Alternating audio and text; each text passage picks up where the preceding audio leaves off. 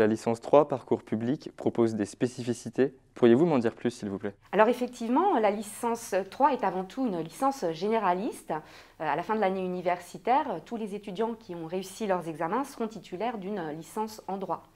D'ailleurs, en troisième année de licence, il y a un certain nombre de cours qui sont mutualisés, c'est-à-dire que des étudiants qui ont fait des choix de parcours différents pourront très bien se retrouver dans un même amphi. Le choix de tel ou tel parcours va avoir un impact sur les matières assorties de travaux dirigés qui font partie de ce qu'on appelle l'unité de spécialisation et de méthodologie.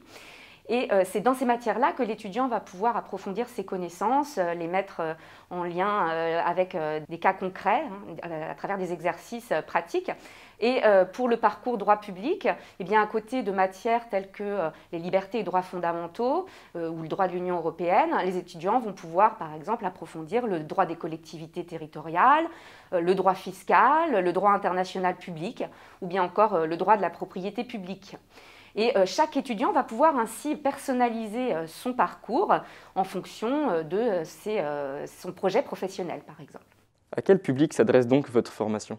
Alors pour accéder à la licence 3 droit public, il faut d'abord être titulaire d'une licence 2 et puis bien sûr avoir un certain attrait pour les matières de droit public, les matières qui ont pu être abordées durant les 2 premières années de licence, par exemple en droit constitutionnel et administratif ou bien en finances publiques ou en institutions internationales et européennes. Ensuite, l'étudiant qui fait ce choix le fait aussi en fonction de ce qu'il voudra faire par la suite. Donc la licence 3 parcours droit public permet de se spécialiser progressivement, par exemple pour intégrer ensuite un master 1 en droit public ou bien en droit de l'environnement et de l'urbanisme ou encore en études européennes et internationales. La licence 3 droit public permet aussi, du point de vue des débouchés professionnels, de passer certains concours administratifs ou bien, sur la base d'un contrat, intégrer certains métiers dans le cadre d'associations ou bien dans le cadre d'un organisme public. En tant qu'étudiant, je peux rencontrer des difficultés, je suppose, dans votre formation. Et quelles sont-elles et quelles en sont les solutions? Alors les étudiants suivent entre 21 h et 27 h de cours et TD par semaine, donc ce qui peut poser quelques difficultés du point de vue de l'organisation, les difficultés à trouver son rythme de travail. Pour remédier à ces difficultés, bien sûr, il faut être assidu, assister aux cours magistraux, bien préparer ces séances de travaux dirigés. Et qui sont au cœur vraiment de la formation.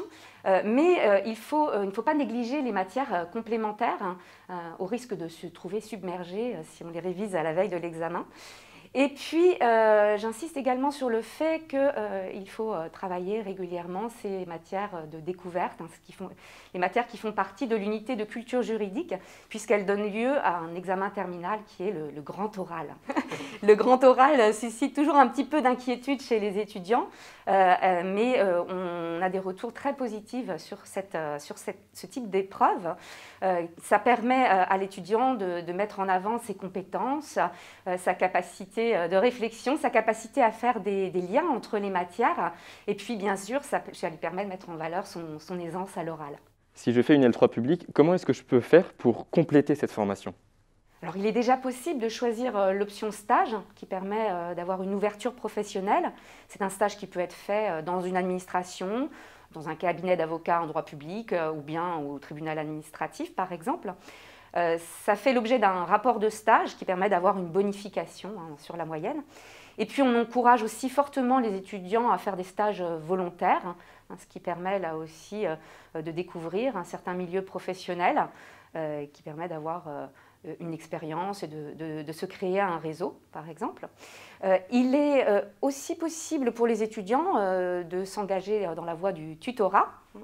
Les étudiants de L3 peuvent être recrutés comme tuteurs auprès des étudiants de première année, par exemple en droit constitutionnel. C'est organisé notamment par Juris Nantes. Et sinon, il est également possible de valoriser en fait son engagement étudiant. C'est depuis la rentrée 2019. Son engagement étudiant ou une activité professionnelle qui serait en lien avec la formation, ce qui permet là aussi d'obtenir une bonification.